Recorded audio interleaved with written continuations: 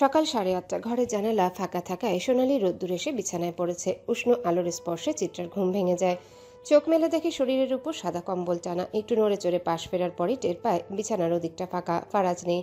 চিত্রার কপালে ভাঁজ পড়ে। এত সকালে তো তার ওঠার কথা নয়। দেয়াল ঘড়ির দিকে তাকিয়ে সময়টা নিশ্চিত হয় সে। হঠাৎ দেরি হয়ে যাওয়ার অনুভূতি তাকে তাড়াহুড়ো করতে বাধ্য করে। দ্রুত উঠে চুল খোপা করে বাঁধে, তারপর চোখ যায় টেবিলের দিকে।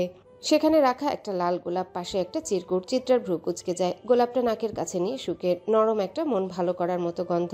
তারপর চিরকুটটা খুলে। শুভ সকাল প্রিয় ফুল। চিত্রা মুচকি হাসে। সে ফুল, এই ফারাজটাও না একটা আজব লোক। চিত্রা আড়ম্বর ভেঙে খাট থেকে নামতেই ঘরের দরজায় কেউ একজন কড়া নাড়ে। চিত্রা গা থেকে কম্বল সরিয়ে দেখে অবস্থা খুব একটা সুবিধার নয়। তাই সে জলদি ওয়াশরুমে যাবে বলে ঠিক করে, কিন্তু তার আগে মিতালি রুমে ঢুকে যায়। চিত্রা ততক্ষণে গায়ে শাড়ি জড়িয়ে নিয়েছিল। আপা, খালু আপনারে জলদি তৈয়ার হইতে কইছে। স্যার পেরাজ আছে আপনার জন্যে। আমার জন্য? হও, আপনার কোনো সাহায্য লাগবো? দেন, আমি সাহায্য করি। বিছানাটা গুছাইয়া দেই। তুমি যেতে পারো। আইসা। চিত্রা আয়নার সামনে গিয়ে দাঁড়ায়। লজ্জায় তার মুখ লাল হয়ে আসে। ইসরে, গলাটা দাগে জর্জরিত। এসব নিয়ে নিচে কি করে যাবে? মিতালি চলে যাওয়ার জন্য পা বাড়াতেই চিত্রা তাকে ডাকে। সাহায্য করতে পারবে? ফারাজকে দুদিনের মধ্যে এক জরুরি কাজে ঢাকা যেতে হবে। সকাল সকাল সে হলরুমের সোফায় বসে ফাইল ঘাটছে। পাশে অভ্র ক্লান্তিতে প্রায় আধমরা হয়ে পড়েছে। এতক্ষণ ধরে কাজ করতে করতে তার ধৈর্যের বাঁধ ভেঙে গেছে। অথচ ফারাজের চোখে কোনো দয়া নেই। হলরুমের একপাশে রাজন আর রোশান বসে আছে। জোহান এখনও এসে পৌঁছায়নি। অভ্র একসময় আর সহ্য করতে না পেরে হতাশ স্বরে বলল, ভাই আর কতক্ষণ কাজ করতে হবে? এটা বাসা বাড়ি, আপনার অফিস না। ফারাজ চোখ তুলল না। ফাইলের পাতা উল্টে যেতে যেতে সংযত কণ্ঠে বলল, ওহে কুদ্দুসের বাপ, আমি অন্ধ নই। আর আমার চোখ দুটো জনগণের ব্রেনের মতো পেছনে না। অভ্র আর সহ্য করতে পারল না। উঠে দাঁড়িয়ে বিরক্তির সঙ্গে বলল, তো ওঠেন, আমি আর কাজ করতে পারবো না, ক্ষুধা লেগেছে। বালসাল না খেয়ে দেন, আগে আপনার মাথাটা খাই। ফারাজ এবার ধীরে সুস্থে ফাইল বন্ধ করলো। তারপর শান্ত গলায় বলল, সকাল সকাল মুখ খুলতে চাচ্ছি না অভ্র। এমনিতেই ফারাজ এলাহির দোষ বেশি। কথায় আছে না, ময়লা খায় সব মাছে আর দোষ পড়ে পাঙাশের। বাড়ির বউয়েরা সকলে কাজে ব্যস্ত। রান্নাঘরে তো বেশ কয়েকজন কাজের মানুষ আছে, তবু রান্নার দায়িত্ব কাউকে দিতে পারেন না রুমানা। বাহিরের মানুষের হাতের রান্না খাওয়া তার পক্ষে একেবারেই সম্ভব নয়। চিত্রা সিঁড়ি দিয়ে মিতালির সঙ্গে নিচে নামছে। এত বড় ঘোমটা টেনেছে যে মুখটাই দেখা যাচ্ছে না। তবে শাড়ি সামলানো সে এখন মোটামুটি শিখে ফেলেছে, যদিও মাঝে মাঝে কষ্ট হয়। কিন্তু এ বাড়ির বিবাহিত নারীরা শাড়ি কেন পরে? শুধুই কি জমিদার বাড়ির বউ বলে? পারিয়া নিহানের সঙ্গে রুম থেকে বের হওয়ার মুহূর্তে চিত্রাকে পেছন থেকে ডাকলো। ঠিক তখনই ফারাজের চোখ গিয়ে পড়ল সিঁড়ির দিকে। পাশে থাকা অভ্র তাকালো। যাক, ভাবি আসছে। অভ্র মনে মনে স্বস্তির নিঃশ্বাস ফেলল। এখন অন্তত ভাবিই পারে ভাইয়ের হাত থেকে তাকে বাঁচাতে। চিত্রা, উনি আমার স্বামী, নিহান শেখ। ফারিয়া পরিচয় করিয়ে দিল। নিহান বিনয়ের সঙ্গে চিত্রাকে সালাম জানালো। ভাবির সঙ্গে হাত মেলানো কি ঠিক হবে? উনি আবার রাগ করবেন না তো? একটু দ্বিধাগ্রস্ত হয়েও সে হাত বাড়িয়ে দিল। ঠিক তখনই তার চোখ চলে গেল হলরুমের দিকে। চেয়ারে গা এলিয়ে বসে আছে ফারাজ এলাহি, কিন্তু সবচেয়ে ভয়ের ব্যাপার হলো তার দৃষ্টি নিহানের বাড়ানো হাতের দিকে স্থির হয়ে আছে সেই তীক্ষ্ণ চাহনি, যেন এখনই সর্পের মতো গিলে ফেলবে। মুহূর্তেই নিহান হাত সরিয়ে নিল, তারপর ফারাজের দিকে তাকালো। ফারাজ একবার চোখ তুলে চাইল। ঠোঁটের কোণে এক অস্পষ্ট হাসি ফুটল। সে ঠান্ডা গলায় শুধু বলল, দ্যাটস মাই বয়। নিহান ঠিক বুঝতে পারল না ফারাজ কি বলল, কারণ সে সিঁড়ির ধারে আর ফারাজ হলরুমে। মাঝের দূরত্বটা বেশ খানিকটা। তাছাড়া ফারাজ শুধু ঠোঁট নাড়িয়ে বলেছিল, তাই বোঝা কার্যত অসম্ভব। চিত্রা নিচে নেমে সোজা রান্নাঘরে চলে গেল। নীরু সেখানে দাঁড়িয়েছিল। মোহনা চিত্রাকে দেখেই বলে উঠল, বিয়ের প্রথম প্রথম একটু দাগ তো হবেই, এত লুকানোর কি আছে? কই, আমি তো এখন লুকাই না। ভালোবাসা লুকিয়ে লাভ কি? ভালোবাসার চেয়ে ভালোবাসা দেখানোতেই মজা বেশি। চিত্রা মোহনার কথার অর্থ বুঝতে পারল না। এই বাড়ির মানুষের বেশিরভাগ কথাই তার মাথার উপর দিয়ে যায়। সে কিছু বলার আগে নীরু পাশে এসে খোঁচা দিয়ে বলল, বুঝলেন না ভাবে, এত বড় ঘোমটা দিয়েছে যাতে সবার নজরে উনিই থাকেন।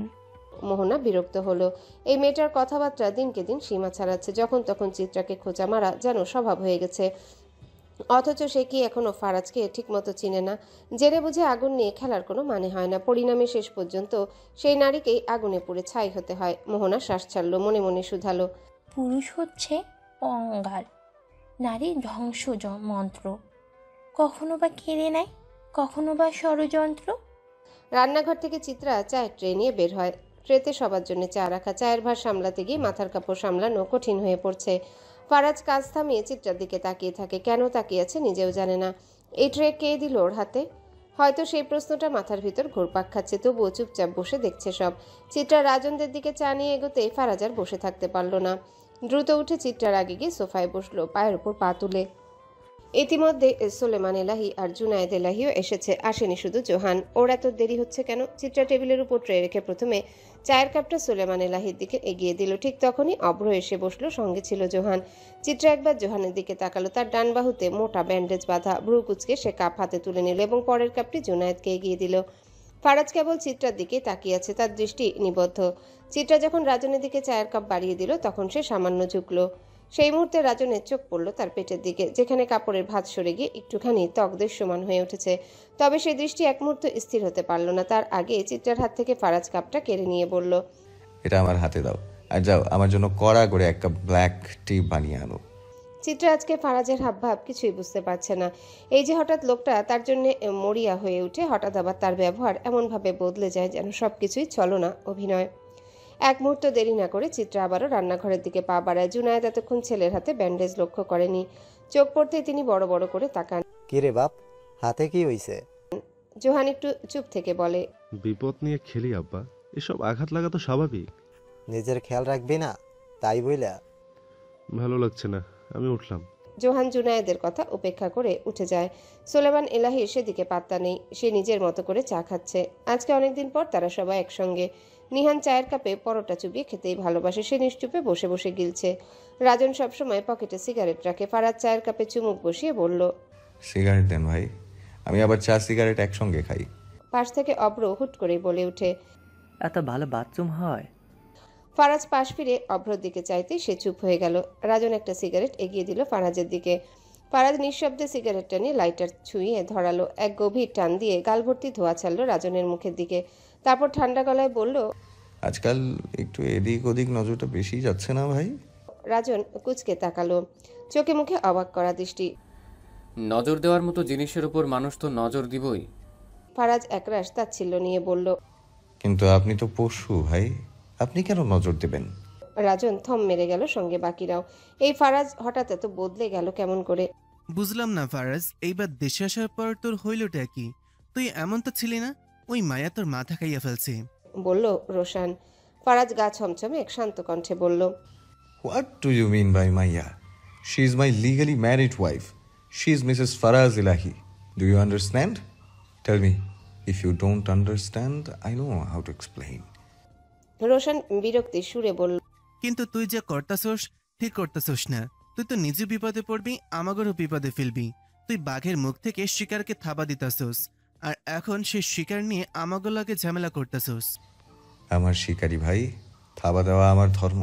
লিসেন, আমাকে আমার কাজ করতে দেন, আপনারা আপনাদেরটা করেন। আমার কাছে আঙ্গুল ঢোকানোর চেষ্টা করলে আমি একেবারে হাত ঢুকিয়ে দেব। আরেকটা কথা, আমি কিন্তু আঙ্গুল ছুঁই না, গোটা হাতটাই ছিঁড়ে উপড়ে ফেলি। ভাই এমন করে কয় না, ভুইলা গেলা? Sharing is caring. যে শেয়ারিং ইজ মাই ফাক। এসব আমি ফালতু দিয়েও গুনি না। ভালো মানুষ হয়ে আছি, সেভাবেই থাকতে দেন। উঠলাম। কথা শেষ করে সে উঠে দাঁড়ালো। এক মুহূর্ত সময় নষ্ট না করে সোজা রুমের দিকে পা বাড়ালো। ভেবেছিল চিত্রাকে আজকে একটা সারপ্রাইজ দিবে, তবে মুড নেই এখন। সিঁড়ির কাছে পৌঁছে পেছনে ফিরে কঠোর গলায় মিতালিকে বলল, তোর আপাকে বল রুমে আসতে, জলদি। অভ্র শুষ্ক গলায় ঢোক গিলে চায়ের কাপ নামিয়ে রাখলো। ভাইয়ের মেজাজ বরফ থেরাপিতে দিতে হবে। সে ধীর পায়ে সিঁড়ির দিকে এগুলো, কিন্তু হঠাৎ পেছন থেকে কে যেন ধপ করে ঝাঁপিয়ে পড়ল তার গায়ে। একটা কর্কশ আতঙ্কিত কণ্ঠ চিৎকার করে উঠল, কালুর বাপ, হার ইউ গোয়িং? প্লিজ আমার ছাড়া no going, because I loving. শাড়িগুলো। চিত্রা কিছুটা অবাক হয়ে ওঠে, চোখে আঙ্গুল দিয়ে প্রশ্ন জাগে। মানে? ফারাজ দাঁত পিষে বলল, বাংলা বুঝছো না? তোমাকে না বলেছি শাড়ি শুধুমাত্র আমার সামনে পড়বে? কি চাও তুমি? তোমার জন্য আমার হাত রক্তাক্ত হোক? চিত্রাকে কথা বলার সুযোগ দেয় না ফারাজ।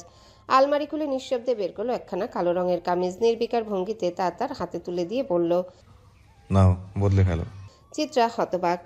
এখানে? ফারাজ বিদ্রুপের সঙ্গে জিজ্ঞাসা করলো, কোনো সমস্যা? লজ্জা করছে? নিচে যখন এতগুলো বড় পুরুষকে পেট দেখাতে পেরেছো, তাহলে এখন স্বামীকে দেখাতে অসুবিধা কোথায়? চিত্রার কণ্ঠ কেঁপে উঠল। আপনার কি হয়েছে? এমন কেন করছেন? ফারাজ ক্ষিপ্ত হয়ে চিত্রার বাহু ধরে টেনে আনলো নিজের কাছে, তার গাল চেপে ধরে নিঃশ্বাস চোখে বলল, বেটি সহজ কথা বুঝো না, ইংরেজি মারতে হবে? শোনো চিত্রা, তুমি কেবল আমার, কেন বুঝো না? অন্য কেউ তোমাকে দেখুক, তোমার দিকে খারাপ নজর দেখে আমি সহ্য করতে পারি না। শিরায় শিরায় জ্বালা ধরে। আর তুমি বলদি আগুনে ঘি ঢালো, মন তো চায় দেই দুইটা কানের নিচে লাগিয়ে। খালি আমার রক্তে মিশে গেছো দেখে ছাড় দিচ্ছি। দেখুন শান্ত হন, কি এমন করেছি? কারা নজর দিল?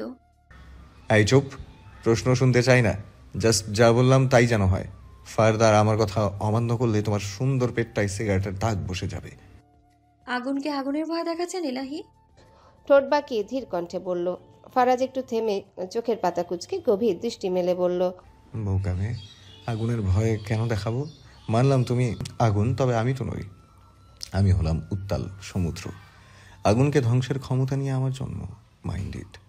বলেই সে চিত্রের বাহু ছেড়ে দিল। ও ওয়াইন কুলার খুলে বের করলো মদের বোতল, ঢকঢক করে কয়েক ঢোক গিলে ফেললো। তারপর তার গভীর দৃষ্টি চিত্রার উপর স্থির রেখে বলল, আমি নাস্তা নিয়ে আসছি, খাইয়ে দেবো আজ তোমাকে, ততক্ষণে বদলে নাও। চিত্রার মস্তিষ্ক যেন কিছুক্ষণের জন্য কাজ করা বন্ধ করে দিল। এ কেমন অদ্ভুত মানুষ, এ কেমন তার দ্বৈত সত্তা। এই তো একটু আগেও শক্ত কথা বলছিল, এখন আবার খাইয়ে দিবে বলছে। এই লোক নিজে খেতে পারে? হাত দিয়ে তো খেতে পারে না, অদ্ভুতভাবে খায়। অভ্যাস তো কি সব ইংরেজদের মতো চামচ দিয়ে খাওয়ার। চিত্রার চোখে এই তো জল চলে আসবে বলে, তবুও সে শক্ত হয়ে দাঁড়িয়ে আছে, চোখে জল আসতে দিবে না সে। এতটাও দুর্বল নয় সে। কম্পিত গলায় সে কেবল জিজ্ঞাসা করলো, আপনি খাবেন না? খেয়েছেন? ফারাজ হেসে উঠল, ধীর চিত্তে শুধালো, কখন খেলাম? তৈরি হও, তোমার ক্লাস নেওয়া এখনো বাকি। ক্ষুধা তো আমি অবশ্যই মিটাবো বিবি জান। চিত্রা কামিজ পরে ওয়াশরুম থেকে বের হতে নিচ থেকে আসা চেঁচেমেচির শব্দে ঘাবড়ে যায়। এখন পর্যন্ত এমন চেঁচেমেচি এই বাড়িতে কখনো হয়নি। চিত্রা রুম থেকে দৌড়ে বের হয়ে দোতলার বারান্দায় এসে দাঁড়ায়। নিচে উকি দিতে বিস্ময়ে তার চোখ বড় হয়ে আসে। নিচে হুলস্থুল কাণ্ড বেঁধেছে। চিত্রা মাথায় কাপড় দিয়ে জলদি দৌড়ে সিঁড়ি বেয়ে নিচে নামে। আয়েশার গায়ে হাত রাখতে মেয়েটা নিচু গলায় বলে উঠল, আপা মাফ করবেন, আজ কাজের প্রথম দিন ছিল। এরই মাঝে যে এত বড় কাণ্ড ঘটে যাবে সেটা বুঝতে পারিনি। চিন্তার কিছু নেই, আমি দাদিকে সামলাচ্ছি। আয়েশার পরিবারে তার দাদি ছাড়া কেউ নেই। সেদিন আয়েশার পরিস্থিতি সম্পর্কে জানতে পেরে চিত্রার বেশ খারাপ লেগেছিল। তাছাড়া এই বাড়িতে কাজের মানুষের যদিও দরকার নেই, তবুও একটা কাজের দোহায়ে যদি কারো জীবন চলে তাতে ক্ষতি কিসের? ফারাজকে রাজি করিয়ে চিত্রা এই বাড়িতে আয়েশার তার দাদি থাকার ব্যবস্থা করে। আসলে পৌরার বয়স হয়েছে তো, তাই হুটহাট নাটকীয়তা ভর করে। তা না হলে এমনিতে সে ঠিকই আছে। তবে সমস্যা হুট করে কালুর মায়ের চরিত্রে ঢুকে যাওয়া, ভুলভাল ইংরেজি বলা, এসব সে কোথা থেকে শিখেছে আয়েশা তাও জানে না। তবে সেটা ভালো করেই জানে ভালো একটা কাজের তার খুব দরকার। লোকের পকেট মেরে কয়দিনই বা চলা যায়? অন্তত একটা পার্মানেন্ট কাজ হলে, থাকার একটা জায়গা হলে দাদুকে ভালো একটা ডাক্তার দেখানো যাবে। কোনো সমস্যার কারণে দাদু এমন পাগলামি করে তাও জানা যাবে। আজকে নো সারিং কালুর বাপ, ইউ নো গো এনি জায়গা। আরে ছাড়ুন প্লিজ, আমার তো বিয়ে হয়নি, কালুর ভাব কেমন করে হলাম? নো, ইউ মিসা টক করতেছো। প্লিজ কালুর বাপ, গো হাউসে। কালুর মিল্ক ফিনিশ, সো হি কান সে মিল্ক বাই করতে হইব। ফারাজ এতক্ষণ দাঁড়িয়ে তামাশা উপভোগ করছিল, এবার হাসি চেপে বলল, আরে ওরে ছাড়ুন, ও কুদ্দুসের বাপ, ছাড়ুন বলছি। বৃদ্ধা সঙ্গে সঙ্গে খেপে গেল। চোখ রাঙিয়ে ফারাজের দিকে আঙ্গুল তুলে বলল, are you nonsense Hindu boy, why you talk করতেছো হাওয়ার মাঝে? এইবার মাথা গরম হয়ে যাচ্ছে, থাম বুড়ি এইবার, বলল অভ্র। ফারাজ দাঁড়িয়ে দাঁড়িয়ে মজা নিচ্ছে, খুব কষ্ট করে হাসি আটকে রেখে তামাশা দেখছে। ইউ সেট আপ কালুর বাপ, টেল মি হোয়াই ইউ আংরি। বুড়ি তোমার চ্যাটাফের গোষ্ঠী কিলাই সারা কইলাম আমারে। শালি আয়সা, তোর মেন্টাল তার সিরা দাদিকে সামলা, তোদের দুইটারে মেরে কিন্তু যমুনায় বাসাবো। উদ্ধার কর আমাকে শালি ডাবসোর। দেখ শালা, তুই আমারে ডাব জোর কইবি না, ইগোতে লাগে। তোমার গুয়ে লাগে বাল। এই ফারাজ ভাই, এই চোরকে কেন ঘরে জায়গা দিচ্ছেন? এই শালি তো চেষ্টা পকেট মার, ঘরের জিনিসপত্র হিসাব করেন জলদি। একটা কমলি বুঝবেন, এই চুন্নি চুরি করে চোরা বাজারে চাপলাই করে দিয়েছে। এইভাবেই কাজটা ভালো করেননি আপনি। দুঃখে অঙ্গে অঙ্গে যন্ত্রণা করছে। সবার ধৈর্যের বাদ যখন ভাঙতে বসেছে, ঠিক তখনই ফারাজ গম্ভীর গর্জনে ধমক দিল। চুপ। শব্দটা বজ্রপাতের মতো পড়ল। মুহূর্তে চারপাশ স্তব্ধ হয়ে গেল। বৃদ্ধার অদ্ভুত পাগলামিও নিমিষে উবে গেল। সে কয়েক মুহূর্ত চারিপাশে তাকিয়ে ধীরে হাত ছেড়ে দিল, তারপর কুকড়ে গিয়ে লজ্জিত স্বরে বলল, মাফ করবেন। তবে আমি আপনার এমন করে ধরছি কেন? অভ্র মুখ বাঁকিয়ে বলল, লাভিং করতে। ওইটা কি? আপনার জানার দরকার নেই, আপনি নিজের ঘরে যান, বিশ্রাম নেন। অভ্রের হয়ে ফারাজি জবাব দিয়ে দিল। আয়েশা তড়িঘড়ি করে দাদিকে নিয়ে চলে গেল। অভ্র একটা দীর্ঘশ্বাস ফেলল। তবে কি এখন থেকে রোজ এসব সহ্য করতে হবে? অভ্র গলা শিরা টান করে বলল, বাপরে, বউ না থেকেও এত যন্ত্রণা থাকলে না জানি কি হতো। মারিয়া রান্নাঘরে একা, ঘরে শেওলা ধরা দেয়ালে আঁচল ঠেকিয়ে ঘাম মুছে অস্ফুট স্বরে আপন মনে বকবক করে চলেছে। সংসারের প্রতি তার ক্ষোভ জমেছে দিনকে দিন। ক্ষোভ থাকবেই বা না কেন, চিত্রা থাকাকালীন সব কাজই সেই করেছে, আর মারিয়াও বাকিরা ছিল ভোগের আসনে। কিন্তু চিত্রা বিদায় নেওয়ার পর থেকে গোটা সংসারের বোঝা তার কাঁধে পড়েছে। সোহাগের আচরণও ইদানিং রহস্যময় হয়ে উঠেছে। রাতের অন্ধকারে কোথায় যায়, কি করে, কারো জানা নেই। দিনে ফিরে আসে, ঘুমায় আর বাজার সদাই করে। কথায় আছে, সংসারে যার স্বামীর আয় বেশি তার সুখও বেশি। এখন মারিয়া এসব কড়াই গণ্ডায় উপলব্ধি করছে। মাহাদি এক সামান্য মিলে কাজ করে, মাইনের অঙ্ক হাস্যকর রকমের কম, ফলে সংসারে তার গুরুত্ব ততটাই নগণ্য। আর মার্জিয়া সদ্য বিবাহিত এক নববধূকে নিয়ে আহ্লাদের শেষ নেই তার। সারা জীবন মারিয়ার পাশে থেকে এক নবাগত নারীর স্নেহে সেই ইদানিং মোহবিষ্ট হয়ে পড়েছে। মারিয়া দীর্ঘশ্বাস ফেলে, কড়াইয়ের ঢাকনা চাপা দিয়ে আঁচল দিয়ে খাম মুছতে যেমন সময় হঠাৎ পেছন থেকে একজোড়া বাহু তাকে জড়িয়ে ধরে। আতঙ্কে তার বুক ধক করে উঠে। চিৎকার করতে যাবে এমন সময় শক্ত একটি হাত তার মুখ চেপে ধরে। মারিয়ার মুখ থেকে গোঙা নিঃশব্দ বের হয়। এক ঝটকায় ঘাড় ফিরিয়ে তাকাতে চোখ বিস্ফোরিত হয়ে যায়। এমন করে চেঁচাও কেন? মাহাদি মার্জিয়ার মুখ থেকে হাত সরিয়ে নেয়। পিরিত দেখাইতে আইসো? এগুলা ভালো লাগে না, কেন যে করো? মাহাদির কণ্ঠ নির্বিকার। পেটে বহুত ক্ষুধা, রান্দা হইছে, হইলে খাওয়ান দাও। হয় নাই, শাক বসাইছি কেবল। এক হাতে মানুষ কত কি করব, জান্নাত রে তো আম্মা কামই করতে দেয় না। মাহাদি মার্জিয়াকে পেছন থেকে জড়িয়ে ধরে বলল, সব সাইরা তুমি আমার কাছে আসছো, তবুও তোমারে আমি সুখ দিতে পারলাম না। স্বামীর কণ্ঠস্বর বদলে যায়। সে কণ্ঠস্বর শুনে মারিয়া বিচলিত হয়ে তার দিকে চেয়ে বলল, এভাবে কেন বলতেছো? মাহাদি চোখ নামিয়ে নেয়। জানো মারিয়া, মানুষ যখন অভাবে পড়ে তখন তার ভালো মন্দ বোধও লুপ্ত হয়। সে বুঝতে পারে না কোথায় পা দিচ্ছে, কার সঙ্গে জড়িয়ে যাচ্ছে। তার মাথায় ঠিক থাকে না, লোভ তারে অন্ধ করে ফেলে। কিন্তু একদিন হুট কইরাই সে অনেক টাকার মালিক হয়ে যায়। মারিয়া চোখ কুচকে তাকায়। এসব কি যে কও? মাহাদি ধীর পায়ে এগিয়ে আসে, তার কপালে আলতো করে চুমু খেয়ে ফিসফিস করে, তোমারে আমি সব দেবো মারিয়া, রানী কইরা রাখমু, সেদিন বেশি দেরিতে নাই। মারিয়া ধীরে ধীরে মাথা রাখে স্বামীর বুকে। কিন্তু কেন জানি বুকের গভীরে এক আশঙ্কা ঘন মান হয়ে উঠেছে। তার ভয় হচ্ছে, খুব ভয়। দুপুর গড়িয়ে বিকেল। ফারাজ এই সময়ের পুরোটাই নিচেই কাটিয়েছে, উপরে ওঠার প্রয়োজন অনুভব করেনি। চিত্রাকে খাবার খাইয়ে দেওয়ার কথা ছিল, কিন্তু সে তা করেনি। সকালবেলা দৃশ্য বারবার তার মনের আয়নায় ভেসে উঠেছিল। সেই অস্বস্তি ও ক্রোধ থেকে নিজেকে মুক্ত রাখতে সে সারাদিন হলরুমে বসে কাজে নিমগ্ন ছিল। মিতালিকে দিয়ে সে চিত্রা রুমে নাস্তা পাঠিয়েছিল, কিন্তু চিত্রা একবারের জন্য নিচে নামেনি। এমনকি ফারাজ কি করছে, কোথায় আছে তা জানার বিন্দুমাত্র কৌতূহল প্রকাশ করেনি। তার এই নির্লিপ্ততা, এই উদাসীনতা প্রমাণ করে সে কতটা বেঈমান। তবে আশ্চর্যের বিষয়, এখন আর ফারাজের মনে কোনো ক্রোধ নেই। মন হালকা হতেই সে কিচেনে যায়।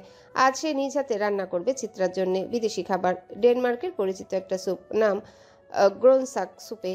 রান্নাঘর থেকে বাকিদের বের করে দিয়েছে ফারাজ, শুধু নীরুকে নিজের পাশে রেখেছে। তবে মিতালি মাঝে মাঝে উকি দিচ্ছে রান্নাঘরের ফাঁক দিয়ে। নীরুকে তার একদমই সুবিধার মনে হচ্ছে না। যদি সে খালুর সঙ্গে অতিরিক্ত সখ্যতা গড়ে তোলে, যদি অনাহুত ঘনিষ্ঠা তৈরি হয়, তাহলে চিত্রা আপার কি হবে? না, তাকে পাহারা দিতে হবে, কড়া পাহারা। অভ্র তার পেছনে উকি দিচ্ছে, সেও এই ঘটনা নিবিড় পর্যবেক্ষণে রাখছে। এমন সময় হঠাৎ অভ্র গরম নিঃশ্বাস অনুভব করে কানের পাশে। শিউরে উঠে পেছনে তাকাতেই দেখে আয়েশা তার ঘাড়ের কাছে মুখ এনে রান্নাঘরের ভেতরে উকি দেওয়ার চেষ্টা করছে।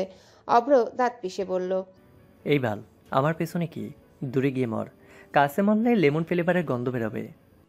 তুই শালা দূরে যা, দেখতেছিস না ফারাজ সাহেবের উপর নজর রাখতেছি। কেন রে, তোরা তো নজর কেন রাখতে হবে না? আমি কি মরে গেছি? গুয়ালি, তুই গিয়ে গুয়ের ব্যবসা কর, এখানে তোর কাজ নেই, যা ভাগ। সঙ্গে তোরে নিয়েই যাইমু। মারা খা। তুই খা। বাল, তুই একটা মাল। আসো শালি, বাথরুম থেকে তোমার একেবারে মাল উঠিয়া খাওয়ায়, খাচ্ছর ডাবছর। চিনি কতখানি দিব চায়ে? আর তুমি এই অবেলায় চা খাবে? ইচ্ছে মতো দে, খাওয়াবো তো তোকেই। মানে? চা বানা জলদি। ফারাজ চিত্রার জন্য পাশে বিদেশি কি একটা খাবার রান্না করছে। রান্নার সামান্য একটু লবণ দিয়ে ঢাকনা দেয় সে। তারপর হেলান দিয়ে হাত দুটো বুকে গুজে সরু চোখে তাকায় নীরুর দিকে। নীরু একটু পরপর চুল ঠিক করছে, আপনা আপনি আবার হাসছে।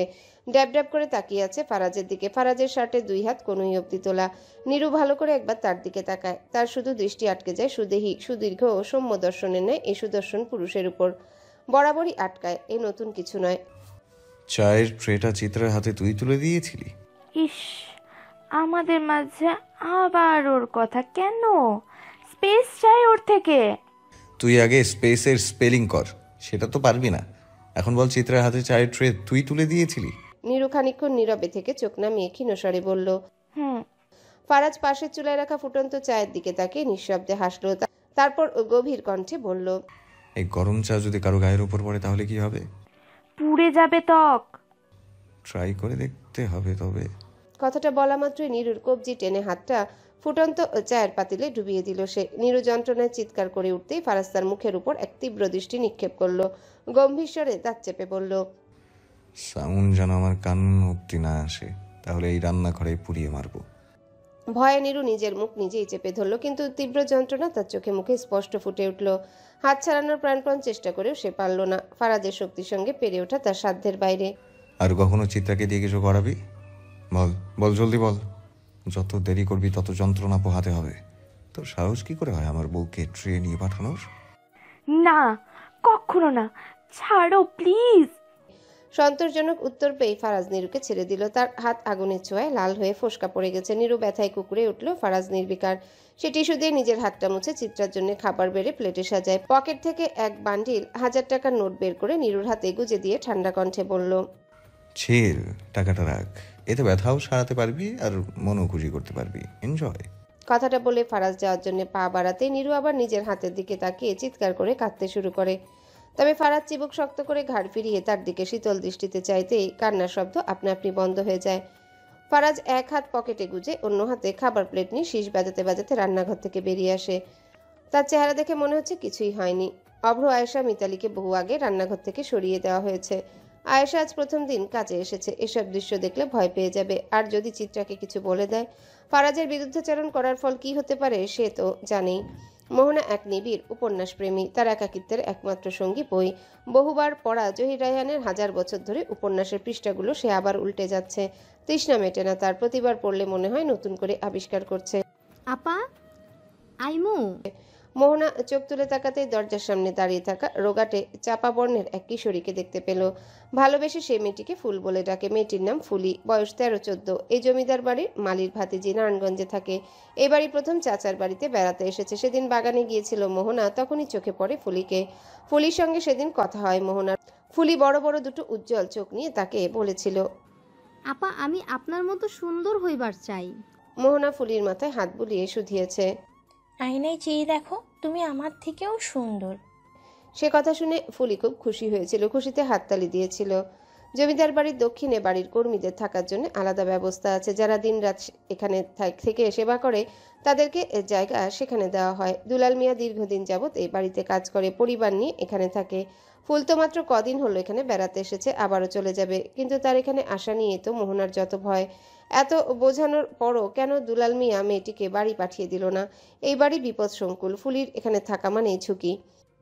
জলদি ভিতরে আসো। মোহনা বাইরে একবার উকি দিয়ে নিশ্চিত হলো কেউ দেখছে না। তারপর ফুলিকে দ্রুত ঘরে ঢুকিয়ে দিল। এই ফুল, তোকে না বলেছি ঘর থেকে বের হবি না, আর তুই এখানে চলে এলি কেন রে? আপা, কালকেও আপনি আসেন নাই বাগানে, আজকেও আসতেছিলেন না, দেখা চইলা আইলাম। আমার রুম কে চিনিয়ে দিয়েছে? একটা মাইয়া। আসার সময় কোনো পুরুষ মানুষ দেখছিল তোকে? উফ। ফুলি দুপাশে মুখ ফিরিয়ে নাবোধক জবাব দেয়। মোহনা ঘড়ির দিকে তাকায়। দুপুরে খেয়ে বাড়ির পুরুষেরা বাইরে বেরিয়েছে। ইদানিং রাতের থেকে দিনে কাজ করে এরা। নিহানটা ঘরে আছে। এই সময় বউ নিয়ে দরজায় ঘুমানো তার অভ্যাস। বাড়িতে আর কে আছে? অভ্র, ফারাজ। তাদের নিয়ে ভয় নেই, অন্তত মেয়েলি কোনো বিষয় তো নয়। তবে ভয় হয় এলাহিদের রক্তই তো ধমনীতে বইছে। এদের জন্ম পাপ থেকে, আর পাপ তাদের জীবনের একটা অংশ। তবে পাপ কি? কেবলই কি অপরাধমূলক কাজ করাকে পাপ বলে? মিথ্যা বলা, কথা দিয়ে বিশ্বাসঘাতকতা করাও তো পাপ। আর মেয়ে জাতকে নিচু করে দেখা, সস্তা মনে করা, সেসব কি মহাপাপ। মোহনার ঘরে খাবার জিনিসের অভাব নেই। রোশানের রাত জাগলে ক্ষুধা পায়। তাই ঘরে সবসময় হাবিজাবি এনে রাখে সে। মোহনা সেখান থেকে একটা বিস্কুটের প্যাকেট ফুলের হাতে ধরিয়ে দিয়ে বলল, আমি তো চাচার সঙ্গে কথা বলবো তোকে বাড়ি পাঠিয়ে দিতে। ফুলের নিষ্পাপ মুখটা ছোট হয়ে আসে। সে তো মোহনা আপাকে এত পছন্দ করে, তবুও মোহনা আপা খালি তাকে বাড়ি যেতে বলে। মাত্র 2-4 দিন হলো সে এখানে বেড়াতে এসেছে। জীবনে এত বড় বাড়ি কখনো চোখে দেখেনি। এত জলদি বাড়ি চলে গেলে কেমন করে হয়? আপনি সব সময় আমারে যাইবার কন কেন? আমার এই জায়গা ভালো লাগছে, আমি আপনার লগে থাকবার চাই। মোহনার চোখ অশ্রু সজল হলো, কিন্তু সে কাঁদল না। মোহনাদের কাঁদতে নেই, তারা পাথর, তাদের পাথর হয়েই বাঁচতে হয়। তুই ওদের চোখে এখনো পড়িসনি। এই বাড়ির তোদের মতো নারীদের জন্য নয়, বিশেষ করে অসহায় নারীদের জন্য। তোর চলে যাওয়াই ভালো। ওদের নজর বাড়ি থেকে শুরু হয় আর বাইরে গিয়েই শেষ। ওসব তুই বুঝবি না। মোহনার কঠিন কথা ফুলির মগজে ঢুকলো না। সে বিস্কুটের ক্রিম জিহবা দিয়ে চেটে মুচকি হাসলো। এখন তুই চলে যা, এখানে আর আসবি না। আমি বাসায় গিয়ে না হয় তোর সঙ্গে দেখা করে আসব। আর শোন, বাগানে টই টই করবি না। যদি করিস তাহলে আর কখনো তোর সঙ্গে কথা বলবো না, দেখাও করব না। আমি সব শুই না চলমু আপা, আপনি রাগ কইরেন না। মোহনা ফুলিকে একা ছাড়া সাহস পেল না। সঙ্গে নিজেকে ঘর অবধি পৌঁছে দিবে বলে ঠিক করে। তবে সিঁড়ি দিয়ে নামার সময় ফারাজ এলাহির মুখোমুখি হতে হয় তাকে। ফারাজ মোহনার দিকে তাকায় না, তবে মোহনার আড়ালে লুকায়িত বাচ্চা মেয়েটার দিকে একবার দৃষ্টি যায়। তার চেহারায় কোনো অভিব্যক্তি আসে না। সে খাবারের প্লেট হাতে সিঁড়ি বেয়ে উপরে উঠে যায়। মোহনা যাওয়ার সময় ঘাড় ঘুরিয়ে পেছনে দেখে, মনে মনে শুধায়, হায় আল্লাহ, শকুনের ছায়া যেন এই নিষ্পাপের গায়ে না লাগে। ফারাজ ঘরে প্রবেশ করতেই চোখে পড়ে নিস্তব্ধ হয়ে বিছানায় ঘুমন্ত চিত্রার উপর। এই সময় সে সচরাচর ঘুমায় না। ব্যতিক্রমী দৃশ্য দেখে ফারাজের অন্তর একটু ব্যথিত হয়। সারাদিন পরিশ্রমের পরও সে কষ্ট করে নিজ হাতে রান্না করেছে, অথচ তার বিবিজান নিশ্চিন্তে নিদ্রায় নিমগ্ন। খানিকটা খারাপ লাগলেও পরক্ষণে একটা দীর্ঘশ্বাস নিয়ে ফারাজ নিজেকে সামলে নেয়। এসব আবেগ দিয়ে দিন চলবে না। সে ছোট লোক নাকি? টেবিলের উপর খাবার রেখে ধীর পায়ে গিয়ে এসে চিত্রার পাশে বসলো ফারাজ। অদৃশ্য আকর্ষণে সে নত হয়ে তাকালো স্ত্রীর প্রশান্ত মুখ পানে। হঠাৎই দৃষ্টি পড়ল চিত্রার গলার কাছে। চেনা কিছু চিহ্ন লেপ্টে আছে সেখানে। ফারাজ স্থির দৃষ্টিতে চেয়ে থাকলো। এসব দাগ অন্য কিছু নয়, তারই ভালোবাসার অনির্বচনীয় স্বাক্ষর। মৃদু হাসল সে। অতি সন্তর্পণে সে চিত্রার হাত স্পর্শ করলো, যাতে ঘুমের পর্দা না কেঁপে ওঠে। ফারাজ চিত্রার হাত ছুঁয়ে আঙ্গুলের উপর ঠোঁট রাখলো গভীর আলিঙ্গনে। তারপর আলতোভাবে হাত সরিয়ে এনে গালের উপর রাখলো। মুহূর্তে চিত্রার উষ্ণ কোমল ত্বকের স্পর্শ প্রশান্তি ছড়িয়ে দিল তার অন্তরে। তবে এক লহমায় সে অনুভব করলো চিত্রার শরীর মাত্রাধিক গরম। হাতের উল্টো পিঠ চিত্রার কপালে ছুতেই ফারাজের বুঝতে বাকি রইল না চিত্রার গা জ্বরে পুড়ে যাচ্ছে। তার মানে কি প্রিয়তমা এতক্ষণ বেহুশ হয়েছিল? প্রিয়তমা, এই এই উঠো, রাগ উঠছে কিন্তু। এই চিত্রাঙ্গনা। ফারাজ ব্যাকুল কণ্ঠে ডাক দিল, কিন্তু কোনো সাড়া পেল না। উদ্বেগের ছায়া গাঢ় হতে থাকলো তার চোখে মুখে। আর দেরি করে চলল না। সে দ্রুত টেবিলের উপর রাখা গ্লাস থেকে একটু পানি তুলে চিত্রার মুখে ছিটিয়ে দিল। শীতল স্পর্শে চিত্রা সামান্য নড়ে চড়ে উঠল, ঠোঁট কেঁপে উঠল অজানা অস্ফুট স্বরে, তবু চোখ মেলল না। ফারাজের বুঝতে বাকি রইল না রাতের ঝড়ের কারণে প্রকৃতির এই অবস্থা, কিন্তু তাই বলে ঝড়ের একবারে জ্বর চলে আসবে? ফারাজ আলতো করে চিত্রার গালে হাত রেখে আবারও বলল, দেখি ওঠো, গোসল করলে জ্বর সেরে যাবে। আফসোস বিবিজান, তুমি সাইক্লোন, সুনামি, ঘূর্ণিঝড় উফে ফারাজ এলাহির এক রাতের দাপটেই তামা তামা হয়ে গিয়েছো।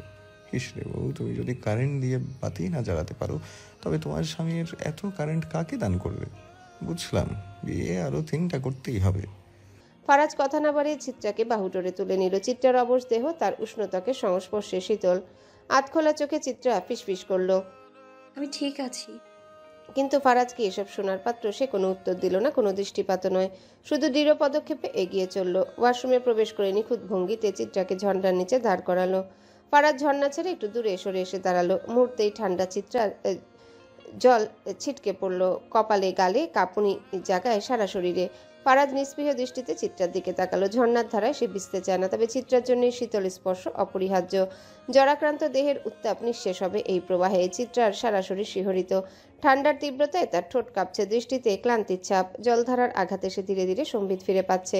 ফারাজ পকেটে হাত গুজে দাঁড়িয়ে বলে, আমি যতক্ষণ না বলছি ততক্ষণ পর্যন্ত এখানেই দাঁড়িয়ে থাকবে। শরীরকে ভিজিয়ে জ্বরকে দাঁড়াও। চিত্রা ভিজছে তার সারা শরীর মন। তপ্ত শরীর ঠান্ডা জলে ধীরে ধীরে শীতল হচ্ছে। ফারাজ চিত্রার দিকে চাইবে না বলে মনস্থির করে। চাইলেই তার ভীষণ আদর আদর অনুভূতি জাগবে। বউটার এমনিতে এসব কারণে জ্বর হয়েছে। এখন যদি আবার সে ভুল করে কিছু বসে, তবে হয়তো হাসপাতালে দৌড়াতে হবে। ফারাজ অন্যদিকে তাকায়। কিছুতেই কন্ট্রোল হারালে আর চলবে না। হাত মুঠ হয়ে আসছে তার। অনুভূতি নিয়ন্ত্রণ করতে গেলে আপনা আপনি হাত মুঠ হয়ে আসে তার। শরীরের রগগুলো স্পষ্ট হয়ে ওঠে, সেই অনুভূতি হোক ভালোবাসার কিংবা নৃশংসতার। শুনছেন, একটু কাছে আসবেন। চিত্রার দু চোখ ভরা আকুতি। ফারাজ মনকে নিয়ন্ত্রণ করে চোখ তুলে তাকায়। ওপর থেকে নিচ অব্দি চিত্রার ভেজা শরীরের দিকে চেয়ে একটা শুষ্ক ঢোক গিলে। তার কণ্ঠমণি বারংবার উপর নিচ ওঠানামা করছে। চিত্রা নিজে থেকেই ফারাজকে কাছে ডাকছে। ফারাজ কি করে দূরিয়ে দাঁড়িয়ে থাকতে পারে? ডাকার উদ্দেশ্য যাই হোক না কেন, ফারাজ তো জানে তার কাছে যাওয়ার উদ্দেশ্য কি। ফারাজ নেশা ভরা চোখে গম্ভীর কণ্ঠে চিত্রার দিকে চেয়ে নিজের সাদা শার্টের বোতামে হাত রেখে বলল, ক্ষমা করবেন বিবিজান, আপনার স্বামী নিজেকে নিয়ন্ত্রণ করতে ব্যর্থ। ফারাজ এগিয়ে আসে চিত্রার দিকে। চিত্রার বুঝতে বাকি রয় না ফারাজের যে মতলব সুবিধার নয়। সে এক পা পিছিয়ে যায়। দেখুন, এখানে না। সবখানেই। ফারাজ বাঁকা হাসলো। হেসে ঝর্ণার নিচে দাঁড়িয়ে কাছে টেনে নিল চিত্রাকে। চিত্রা চুপ। প্রতিরোধের ইচ্ছা ছিল, হয়তো এখনো আছে, তবে শরীর সেই ইচ্ছার সঙ্গে সাজুজ্য রাখতে পারছে না। জ্বরের ক্লান্তিতে তার হাত দুটো কাঁপছে, চোখ দুটো আধবোঝা। ফারাজের আঙ্গুল ধীরে ধীরে উঠে চিত্রার গ্রীবাবে অধর স্পর্শ করলো। স্পর্শ নয়, এ যেন দাবি, এ যেন ভালোবাসায় বুনা অধিকার। ফারাজের ওষ্ঠের পরশ চিত্রাকে ছুঁয়ে যেতেই তার ছোট্ট শরীরটা কেঁপে উঠল। ফারাজ তা দেখে হাসলো, শুধালো, এখনই ভয় করছে? থেমে পুনরায় হেসে গান ধরল, अभी तो ये पहली मंजिल है। সন্ধ্যার ধোয়াচ্ছন্ন অন্ধকারে পরিবেশ কেমন যেন গুমোট হয়ে আছে। বৃষ্টির জলধারা যেখানে স্নিগ্ধতা ছড়ানোর কথা, সেখানে উল্টো এক প্রকার অস্বস্তিকর ভ্যাপসা উষ্ণতা ঘনীভূত হয়ে চারিপাশে ছড়িয়ে পড়েছে। আকাশের ভারী মেঘমালার নিচে বাতাস নিস্তব্ধ। আর্দ্রতা বাতাসের প্রতিটা কণায় জমাট বেঁধে রয়েছে। ফারাজ বাড়িতে নিয়ে চিত্রার জ্বর কমে গেছে। শরীরেও আর কোনো দুর্বলতা বোধ হচ্ছে না। সন্ধ্যার আগে ফারাজ তাকে ওষুধ ও খাবার খাইয়ে বাইরে গেছে। সারাদিন ঘরের মধ্যে বন্দি থেকে একঘেয়েমি চেপে ধরেছে চিত্রাকে। আর কতক্ষণ এভাবে বসে থাকা যায়? মন যেন হাঁপিয়ে উঠেছে। চিত্রা স্থির করলো একটু বাগানে গিয়ে হাঁটবে। মিতালিকে ডেকে সে তার সিদ্ধান্ত জানালো, কিন্তু মিতালি সঙ্গে সঙ্গে আপত্তি তুলল। এমন সময় বাগানে যাওয়ার কি দরকার? কয়দিন আগেই তো সেখানে 2টা লাশ পাওয়া গেছে। তবে চিত্রা সেই কথায় কান দিল না। মনস্থির করে ফেলেছে নিষেধ শুনলে চলবে না। ঠিক তখনই আয়েশা এগিয়ে এসে বলল, আমি তোমার সঙ্গে যাব। চিত্রা তাকেও নিজের সঙ্গে নিয়ে নেয়। বাগানের অন্তিম প্রান্তে কর্মীদের জন্য আলাদা থাকার ব্যবস্থা রয়েছে। এখানে কর্মরত নারী শ্রমিকদের বেশিরভাগই কাজ শেষে নিজ বাড়িতে ফিরে যায়, হাতে গোনা কয়েকজন ছাড়া। মিতালি তাদেরই একজন। যদিও তার নিজস্ব বাড়িঘর ও পরিবার আছে, তবে সে কাজ নেওয়ার আগে বলে রেখেছিল এখানেই থাকবে। তার বাবা দ্বিতীয় বিয়ে করার পর থেকে সৎমায়ের অত্যাচারে জীবন দুর্বিষয় হয়ে উঠেছিল। আর কতদিন সহ্য করা যায়? মুক্তির আশায় সে এখানে আশ্রয় নিয়েছে। আয়েশা ও দাদিকে নিয়ে এখানে থাকা শুরু করেছে। অন্ধকার বাগানে 3 জন ধীরে ধীরে এগিয়ে চলেছে। নিস্তব্ধতা ভেঙে হঠাৎ মিতালির ফোন বেজে উঠল। চিত্রা একবার চোখ ফিরিয়ে তাকালো, তারপর আবারও হাঁটা শুরু করলো। সে বড় করে ঘুমটা টেনে নিয়েছে। শরীর থেকে জ্বর পুরোপুরি সরে যায়নি, তবে গুমট ঘরের দেয়ালের মাঝে বন্দি থাকাটা যেন আরো অসহনীয়। তাই সে বাইরে এসেছে, নীরবতার মাঝে শ্বাস নিতে, গাঢ় অন্ধকারের গভীরে প্রশান্তি খুঁজতে। মিতালি, তোমার ফোনটা দেওয়া যাবে? বলল চিত্রা। মিতালি কোনো জবাব দিল না, শুধু নিঃশব্দে নিজের বাটন ফোনটা চিত্রার দিকে বাড়িয়ে দিল। তবে খানিকটা দ্বিধার সুরে বলল, খালু জানলে সমস্যা হইব না তো? চিত্রার কণ্ঠে নিরাসক্ত আকাঙ্ক্ষা ফুটে উঠল। সে জানবে কি করে? কেবল একটা কণ্ঠ শুনতে মন চাইছে, শুনেই কলটা কেটে দেব। চিত্রা ফোনটা হাতে নিয়ে একটু আড়ালে সরে গেল। ঠিক তখনই কর্মীদের থাকার দিক থেকে একটা লোক মিতালির দিকে এগিয়ে এলো। তার পরনে সাধারণ শার্ট আর লুঙ্গি। বয়স খুব একটা কমও না, আবার খুব বেশি বলেও মনে হয় না। অন্ধকারে মিতালির মুখ চিনতে দেরি হলো না লোকটার। এই মিতালি, এদিকে আয়। মিতালি পা বাড়ায় না, স্থির দাঁড়িয়ে থাকে। লোকটা মুখ দিয়ে অদ্ভুত সব শব্দ করে তাকে কাছে ডাকছে। বিরক্ত হয়ে মিতালি একবার চোখ ফেরালো চিত্রার দিকে। কোথায় সে? হুট করে কই চলে গেল? উনি তোমাকে বিরক্ত করছে? বলো আমায়, শালাকে একেবারে গু খাইয়াই ছাড়বো। আয়েশার গলায় চিরপরিচিত দম্ভ। ওহো, এইসবে তুমি জড়াইও না। মিতালি দ্রুত বলে উঠল, এইসব ভয় পায় না আয়েশা। আমি তো একবার পুলিশের পকেট পর্যন্ত মেরেছি। বুকে সাহস না থাকলে এসব কাজ করা যায়? আমি কোনো সাধারণ নারী নই, একেবারে মহিয়সী নারী। সামনের বছর বেগম রোকেয়ার অ্যাওয়ার্ডটা আমাকেই দেওয়া উচিত। অন্য সময় হলে মিতালির মুখে এমন কথা শুনে নিশ্চিত হাসি আসতো, কিন্তু এবার আর এলো না। এখন শুধু এখান থেকে দ্রুত সরে যাওয়াটাই জরুরি। এই মিতালি, আমি আসবো নাকি তুই? আবারও সেই কর্কশ পুরুষালী কণ্ঠস্বর। মিতালি একটা দীর্ঘশ্বাস ফেলে, নিজেকে স্থির করার চেষ্টা করলো, তারপর ধীর পায়ে এগিয়ে গেল। কয়েক মুহূর্ত পরই ফিরে এলো, তবে এবার তার চোখে অস্বস্তির ছাপ। ফিরে এসে চিত্রাকে দেখতে পেল। চিত্রার আয়েশার সামনে এসে খানিকটা কাচুমাচু ভঙ্গিতে দাঁড়ালো সে। কি হয়েছে মিতু? ওরা কারা? চিত্রার স্বর সন্দেহপ্রবণ। এই বাড়িতেই কাম করবে, রাজন ভাইয়ের লোক। তোমাকে এত চিন্তিত লাগছে কেন? কই না তো আপা। চলেন ভেতরে যাই। খালু আইসা যদি দেখে আমরা বাগানে টই টই করতেছি তাহলে রাগ করব। চিত্রা আর কিছু না বলে হাঁটতে শুরু করলো, তবে যাওয়ার আগে একবার পিছনে ফিরে তাকালো সেই লোকটার দিকে। বাতির ম্লান আলো স্পষ্ট হয়ে উঠল তার লোভাতুর দৃষ্টি, বিকৃত হাসি।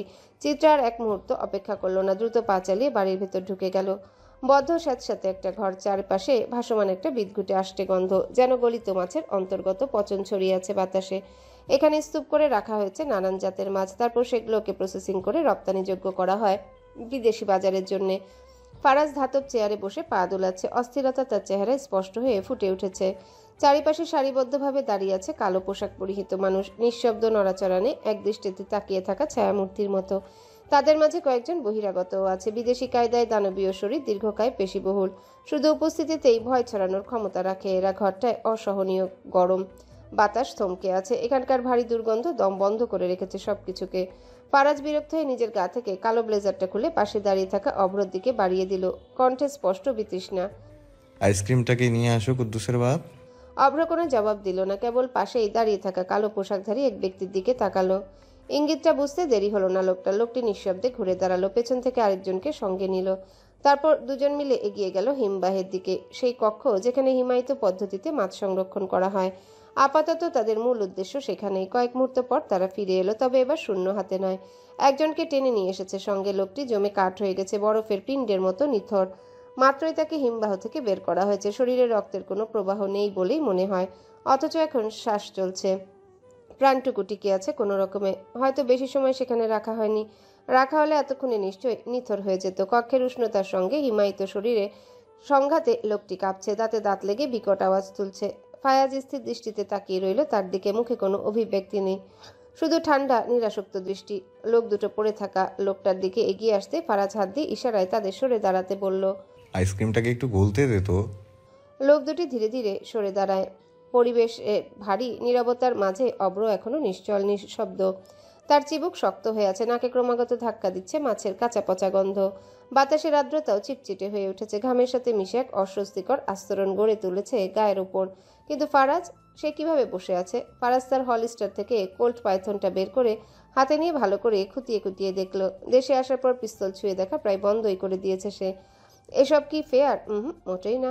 ফারাজ পিস্তলের দিকে গভীর মনোযোগ দিয়ে পড়ে থাকা লোকটাকে প্রশ্ন করলো, এই যে চান্দু, তুমি যে বাটপারি করলে আমার সঙ্গে, এখন তোমার সঙ্গে কি করা উচিত বলো তো? হিউম্যান ফ্রাই করা উচিত কি? লোকটির দেহ ঠান্ডায় অবশ হয়ে আসছে, তবুও আতঙ্কের জ্বর তার শরীর বেয়ে ধাপে ধাপে চুইয়ে পড়ছে। আধনগ্ন দেহ কাঁপছে অবিরাম, হাড়ের ভেতরের বরফ গলা স্রোত বয়ে চলেছে। তার ফ্যাকাশে ঠোঁট কেঁপে উঠল, অস্ফুট শব্দ ফিসফিসিয়ে বেরিয়ে আসলো কণ্ঠনালী ছুঁয়ে। স্যার, ক্ষমা করে দেন, ভুল হয়ে গেছে আমার। লোকটার স্বর জড়ানো, ভাঙা, যেন কোনো মৃতপ্রায় প্রাণী শেষ শক্তিটুকু নিংড়ে নিচ্ছে জীবন ভিক্ষার জন্যে। ঠান্ডার চেয়েও প্রবল সংখ্যা তাকে আচ্ছন্ন করে রেখেছে, অথচ সামনে বসে থাকা পুরুষটির মুখে এক টুকরো অনুকম্পাও নেই। ক্ষমা?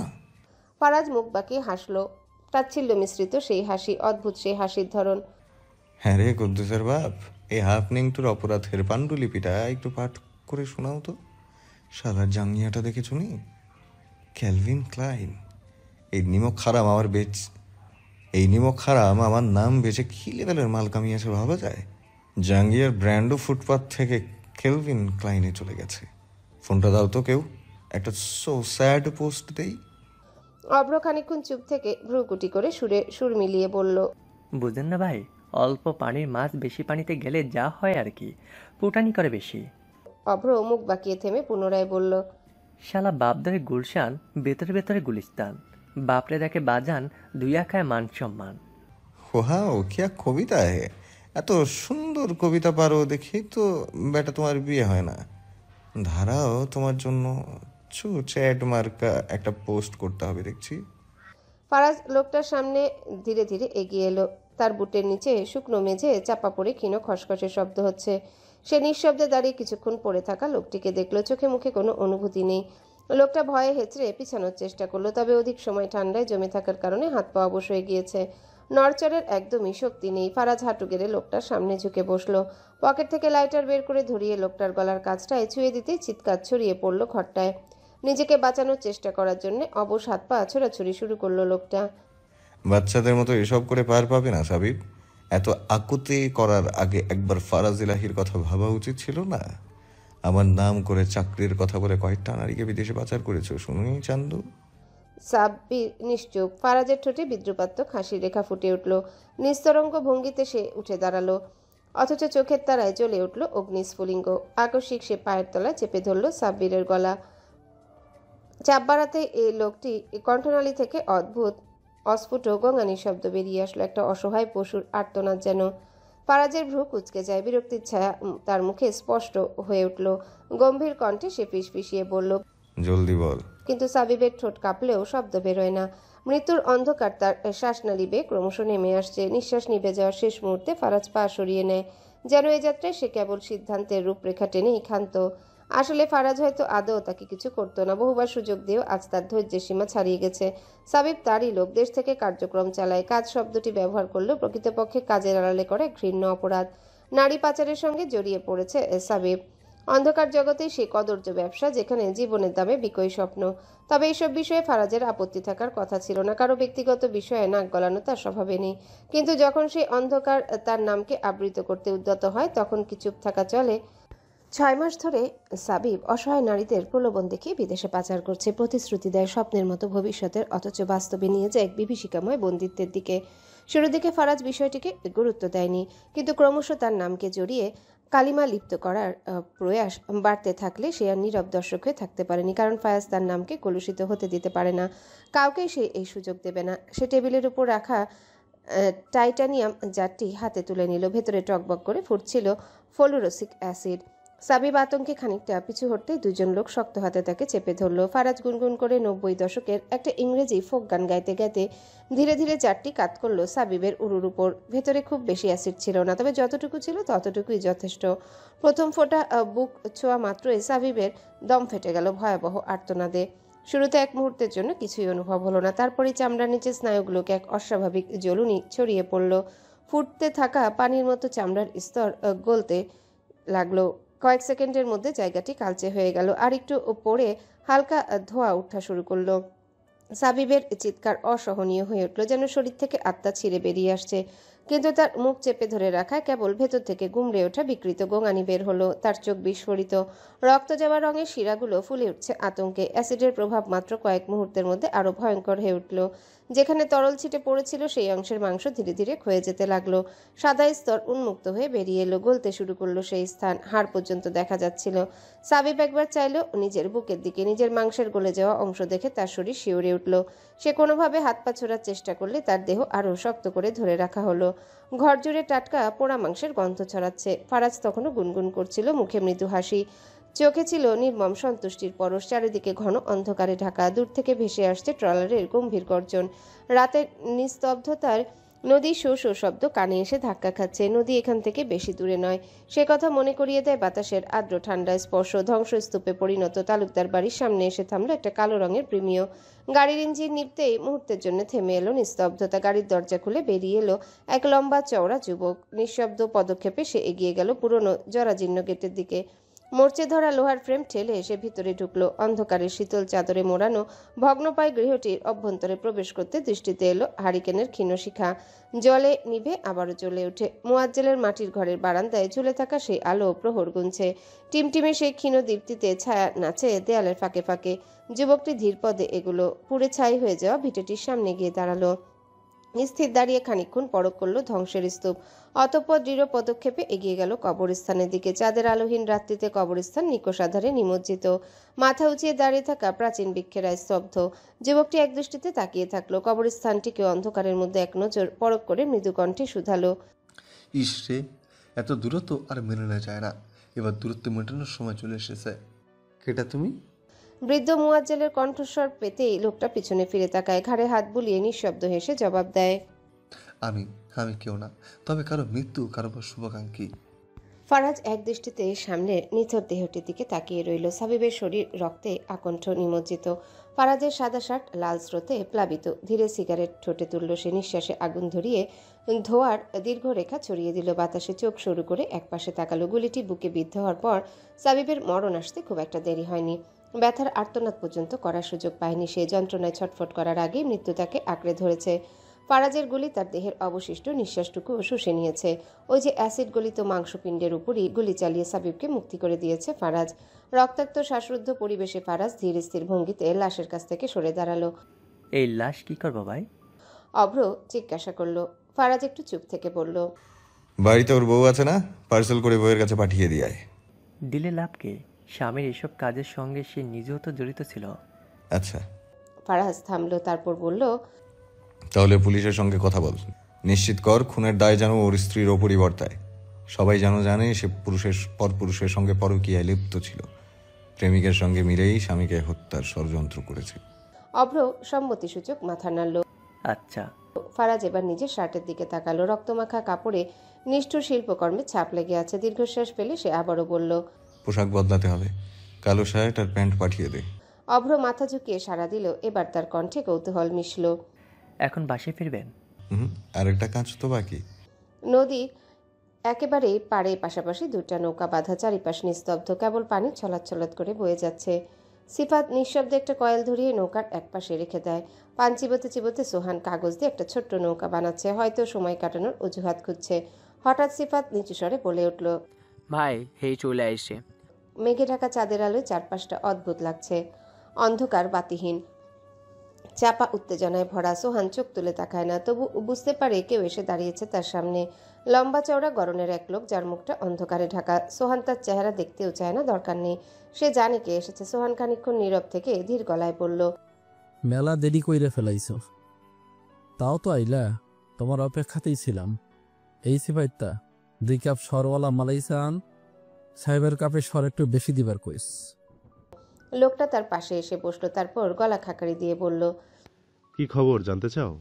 সোহান কোনো প্রতিক্রিয়া দেখালো না, নদীর জলের দিকে তাকিয়ে রইল। সময়ের ভারী নীরবতা ভেদ করে সিফাত এসে হাজির হলো, হাতে ধোয়া ওঠা চায়ের পেয়ালা। সে 1 কাপ সোহানের দিকে বাড়িয়ে দিল, অন্যটি লোকটার হাতে তুলে দিল। লোকটি অন্যমনস্ক ভঙ্গিতে পকেট থেকে সিগারেটের প্যাকেট বের করলো। অতি পরিচিত দক্ষতায় সিগারেট ঠোঁটে চেপে আগুন ধরালো, তারপর গভীরভাবে টান দিয়ে ধোঁয়ার কুণ্ডলি ছেড়ে দিল সন্ধ্যার বাতাসে। কয়েক মুহূর্ত নীরবতা বজায় রেখে চুমুক বসালো চায়ের কাপে, শীতল স্বরে বলল, জলদি বলো, কেন ডেকেছো? কি খবর জানতে চাও? সোহান চোখ তুলে তাকায়, কণ্ঠস্বর তার স্থির, কিন্তু ভিতরে অস্থিরতা দোল খাচ্ছে। চিত্রার খবর জানবার চাই, আর কতকাল তারে নিজে দেখবা। এইবার আমাগরও সুযোগ করে দাও। লোকটা মৃদু হাসলো, বলল, সময় হোক, এখনো তো নিজেই ভালো করে দেখতে পারতাম না, আর কাজ শেষ হলে চিত্রার সান্নিধ্য তুমি অবশ্যই পাবে। সোহান গম্ভীর গলায় বলল, খালি তোমার লাগে এখনো সংযম দেখতেছি, নাইলে কবে কাম সাইরে ফেলতাম। দেখো, সোহানের মাইয়া মানুষের প্রতি অত নজর নেই, তবে ওই মাইয়ার যেই রূপের বর্ণনা শুনতাছি তাতেই তো দেখার স্বাদ জাগতাছে, তার থেকে বেশি কিছু না। আমার মতো পাপিগো কাছে সৌন্দর্যের মূল্য নাই। আমরা সৌন্দর্যরে নিলামে তুলি, আমাগোর জন্য রূপ বিলাসিতা না ব্যবসার পণ্য। আমরা সৌন্দর্য বেচা পেট চালাই। লোকটি মাথা নেড়ে বলল, চিত্রা কেবল সুন্দরী নয়, সে দহন শোভিতা, আগুনের মতো তার রূপ। সময় হলে তাকেও সরবরাহের তালিকায় যুক্ত করা হবে। আগে তো দেখি ছুঁই, কাছে যাই। সোহান কাজ ঝাঁকিয়ে বলল, কাছে যাইতে গিয়া প্রেমে পইরা যাইও না, প্রেম ধ্বংস করার অস্ত্র। এই অস্ত্রে গর্দান পড়লে জীবনরে একেবারে পিস্যা মারব। দূরের কোনো লঞ্চের নেভিগেশনের বাতির আলো হঠাৎ করে এই লোকটার গায়ে পড়ল। মুহূর্ত মাত্রই স্থির হয়ে মিলিয়ে গেল অন্ধকারের অতল গহ্বরে। ক্ষণিকের জন্য সোহানের দৃষ্টি আটকে গেল লোকটার পরিদেহ কালো শার্টের উপর। পরক্ষণে সে দৃষ্টি ফিরিয়ে নিল। লোকটি আর বসে রইল না। এখানে নির্বিকার বসে থেকে মুহূর্ত ক্ষয় করার অবকাশও নেই তার কাছে। সে ধীর পদক্ষেপে উঠে দাঁড়ালো। চারিপাশের কালোত্তীর্ণ অন্ধকার তাকে আপন শূন্যতায় আহ্বান জানাচ্ছে। সে সোহানের দিকে হাত বাড়িয়ে শক্ত সংক্ষিপ্ত করমর্দন করলো, গম্ভীর গলায় বলল, উঠলাম। সোহান নির্বিকারভাবে মাথা নাড়িয়ে সম্মতি দিতেই লোকটা উঠে দাঁড়ায়। দৃষ্টির সীমানা ভেদ করে ধীর পদক্ষেপে এগিয়ে যায় অন্ধকারের অন্তহীন গহ্বরে। এক মুহূর্তের মধ্যে তার অস্তিত্ব মিলিয়ে যায় রাতের অতলে। সোহানের গভীর নিঃসম কালো চোখ দুটি স্থির দৃষ্টিতে চেয়ে থাকে লোকটির অদৃশ্য হয়ে যাওয়ার পথে, কিন্তু সেখানে কেবল ঘন কালো আবরণ। সেখানে দেখার কিছু নেই, থাকার কথাও নয়। প্রকৃতি তার সন্ধ্যার শোক চাদর বিস্তার করে রেখেছে সেখানে। রোশন বাড়ির প্রবেশপথে পা রাখতে চিত্রার সঙ্গে মুখোমুখি হলো। আয়েশা ও মিতালিও চিত্রার পাশে দাঁড়িয়ে। চিত্রা এক মুহূর্ত ইতস্তত করলে, অবশেষে বিনীত ভঙ্গিতে সালাম জানালো। এ বাড়ির মানুষদের সঙ্গে তার খুব বেশি কথা হয়নি এখনো। কোথাও একটা অদৃশ্য দূরত্ব গেঁথে আছে, এক ধরনের অস্পষ্ট বিচ্ছিন্নতা যা চিত্রাকে কুয়াশার মতো আচ্ছন্ন করে রেখেছে। তার এই নতুন পরিবেশের সঙ্গে মানিয়ে নিতে হয়তো আরও সময় লাগবে। স্কুল জীবনেও সে ছিল নিঃসঙ্গ। সহপাঠীদের জটলায় মিশে যাওয়ার ক্ষমতা তার ছিল না। ক্লাসের নির্জন এক কোণে বসে দিন পার করত। বন্ধু বলে কেউ কখনো ছিল না। চিত্রা কালো ওড়নাটা প্রান্ত আরও শক্ত করে মাথায় জড়িয়ে নিল। রোশান চিত্রার দিকে সরু চোখে তাকিয়ে জিজ্ঞাসা করল, কোথায় গিয়েছিলে? চিত্রার কণ্ঠ ক্ষীণ। ভাই এই তো একটু বাগানে গিয়েছিলাম। রোশানের গলার স্বরে অনুকম্পা ছিটে ফোটাও নেই।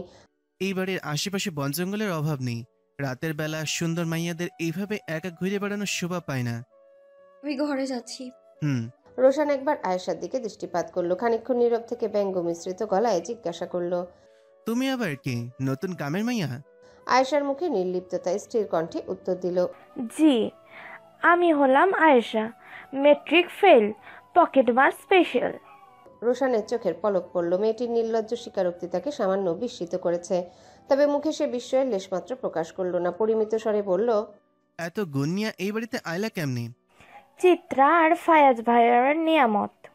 আয়েশা এবারও নির্লিপ্ত স্বরে উত্তর দিল। রোশান একটুও প্রতিক্রিয়া দেখালো না। তার গায়ে জড়ানো কালো চাদরটা এক ঝটকায় সামলে নিয়ে নিচু স্বরে বলল, নিয়ামতের কারণের জন্য আবার কিয়ামত না চলে আসে। কথা তীব্রতায় আয়েশা মুহূর্তের জন্য থমকে গেল। তাকে কিছু বলার সুযোগ দেওয়ার আগেই রোশন বাড়ি থেকে বেরিয়ে যায়। চিত্রা রোশনের যাওয়ার পথে একবার তাকায়। রোশন দৃষ্টির আড়ালে চলে গেলে চিত্রা ঘরের ভেতরে প্রবেশ করলো। ভেতরে মোহনা, নীরু এবং নদী বসেছিল। নদী তখন নীরুর হাতে মলম লাগিয়ে দিচ্ছিল। ব্যথায় নীরু বারবার ছ্যাদ করে উঠছিল, তবু মুখে কোনো অভিযোগ নেই। নদী এক মুহূর্ত চুপ করে রইল, তারপর দীর্ঘশ্বাস ছেড়ে বলল, নীরু, কেন করো এইসব? তুমি ওরে চেনো না। এলাহে বাড়ি মাইয়া হইয়া কেমন কইরা এসব ভুল করো? মনরে বোঝা দিতেই চাই ভাবি, পারি না। মন তো বোঝে না। আপনার যত্ন কইরা লালন কইরা স্বপ্ন যদি অন্য কেউ কায়রা নেয় তাহলে কেমন লাগবো? নদী গভীর এক নিঃশ্বাস ফেলে নিস্তব্ধ হয়ে গেল। তার আবার স্বপ্ন। স্বপ্ন শব্দটি এ বাড়ির বাতাসে বিলীন হয়ে গেছে বহু আগে। তার অস্তিত্ব কেবল নীরুর মতো কিছু বোকার হৃদয়ে রয়ে গেছে, যারা এখনো অনুভব করতে চায়, এখনো আশায় বুক বাঁধে। ঘরের কোণে মোহনা মনোযোগী ভঙ্গিতে রুমানার মাথায় বিলি কাটছে, আঙ্গুলের স্পর্শে ক্লান্তি মোচনের চেষ্টা। চিত্রাকে বাহির থেকে আসতে দেখে রুমানা ভ্রু কুচকায়। আরে বৌমা, তুমি রাইত কইরা বাইরে থেকে কেন আসতাছ? কই গেছিলা? কোথাও না, এখানেই ছিলাম। আচ্ছা, আসো, এদিকে আহো, আমার কাছে আইসা বসো মা। রাত 9টার দিকে বাড়ি ফিরল নিহান। বাহিরে তখন বাতাসের দাপট বাড়তে শুরু করেছে। বৃষ্টি নামার আগমনী বার্তা স্পষ্ট। সদর গেট অতিক্রম করতে আচমকা ছোট এক শিশু তার সঙ্গে ধাক্কা খায়। বাচ্চাটির পরনে ধুলো মাখা একটা হাফ প্যান্ট, গায়ে সাদা স্যান্ডো গেঞ্জি। নিঃশ্বাসের সঙ্গে সঙ্গে নাক থেকে সর্দি গড়িয়ে পড়ছে। ভারসাম্য হারিয়ে প্রায় পড়েই যাচ্ছিল, কিন্তু নিহানের হাত দ্রুততার সঙ্গে তাকে ধরে ফেলে। আরে বাবু। নিহান আশ্চর্য একবার চারিপাশে তাকায়। তোমার আব্বু কোথায়? জানি না। নিহান জানে এই বাচ্চাটি মালির ছোট ছেলে। বিরক্তিতে তার ভ্রু কুচকায়। এমন বৈরী আবহাওয়ায় এত রাতে কেউ বাচ্চাকে এভাবে ছেড়ে দেয়? আশেপাশে মালির অস্তিত্ব না পেয়ে সে পকেট থেকে ফোন বের করে কল করতে উদ্যত হয়। ঠিক তখনই দ্রুত পায়ে কিশোরী ছুটে আসে। ছেলেটিকে এক ধমক দিয়ে কোলে তুলে নেয়। সে বলে, বেশি খারাপ হয়ে গেছোস? কি সাহস, একা একা বাইরে চইলা আসোস? খারা কাকি আমারে কইতাছি। নিহান ফোন করার প্রয়োজন বোধ করলো না। একবার মেয়েটির দিকে তাকালো। তার পরনে সবুজ রঙের একটি ফ্রক। চেহারায় কৈশোরের ছাপ স্পষ্ট। বয়স বেশি নয়, তবে উচ্চতায় লম্বা। তবে এসব নিয়ে নিহান মাথা ঘামায় না। সে ঘরের ভেতরে ঢোকার জন্য পা বাড়াতে হঠাৎ কাঁধে কারো হাতের স্পর্শ অনুভব করে। ঘাড় ঘুরাতে দেখলো জুনায়েদ এলাহিকে। কি বাজান, এখানে দাঁড়িয়ে আছো কেন? কণ্ঠে স্বভাব সুলভ নরম। নিহানের দৃষ্টি আবারও মেয়েটির দিকে চলে যায়। ততক্ষণে সে অনেকটা দূরে চলে গেছে। তার দৃষ্টির অনুসরণে জুনায়েদ এলাহিও ওদিকে তাকান। কিছুক্ষণ নীরব থেকে প্রশ্ন করেন, ওইখানে কি দেখছো? না কিছু না, ওই মেয়েটাকে আগে দেখিনি। যাই হোক, বাসায় চলুন। জুনায়েদ এলাহি হালকা মাথা নাড়েন। দুজনে একসঙ্গে বাড়ির ভেতর প্রবেশ করে। বাহিরে তখনও দমকা হাওয়া, বৃষ্টি এলো বলে। রুমানা অনেক আগে নিজ কক্ষে প্রবেশ করেছেন। রাতের আহার প্রস্তুত করতে নদী রান্নাঘরে ব্যস্ত। আর ফারিয়া একবার নিচে নামলেও নিহান আসার সঙ্গে সঙ্গে ঘরে ফিরে গেছে। খাবারের সময় হলে তবেই আবার আসবে। চিত্রাও রুমে চলে গিয়েছে, কি নাকি কাজ আছে। নীরুর শারীরিক ও মানসিক অবস্থা বিচলিত। এমনিতে সে চিত্রাকে কখনো সহানুভূতির চোখে দেখেনি, তবে আজকের ঘটনার পর তো তার মন আরও বিদ্রোহী হয়ে উঠেছে। ভাবি বলেন না, কি করলে ফায়াজ ভাইকে পাবো? আমি যে আর সহ্য করতে পারতেছি না। মোহনার কাঁধে মাথা রেখে নীরু হাউমাউ করে কেঁদে ওঠে। তার চোখের কোণে জমে থাকা নোনা জল থরথর করে কাঁপছে। হঠাৎ পেছন থেকে এক সুরেলা পরিচিত কণ্ঠস্বর তার কান্নার গতিকে থামিয়ে দিল। কালো মানে হাত পেতেছি, চাঁদ ধরিতে চাই, বামুন কি আর হাত বাড়ালে চাঁদের দেখা পায়? মোহনা দ্রুত পেছনে ফিরে তাকালো। দরজার চৌকাঠে দাঁড়িয়ে আছে ফারাজ। তার পাশেই অভ্র নীল সরকার মানে অভ্র। ফারাজের চোখে সেই চিরচেনা ব্যঙ্গ, ঠোঁটের কোণে অবহেলার এক চিলতে হাসি। নীরু এক পলক তাকিয়ে থাকলো, তারপর দ্রুত চোখ মুছে নিল। ফারাজ ধীর পায়ে এগিয়ে এলো, এক হাত প্যান্টের পকেটে গুজে দাঁড়ালো। নীরু আর তার মধ্যকার দূরত্ব মিনিমাম 1 হাত। এই যে তেঁতুল গাছের ডাইনি আফা, আর কতকাল অন্যের স্বামীর দিকে বদনজর দিবেন? কোন দিন না জানি আপনার নজরের কারণে আমার পেট খারাপ হয়।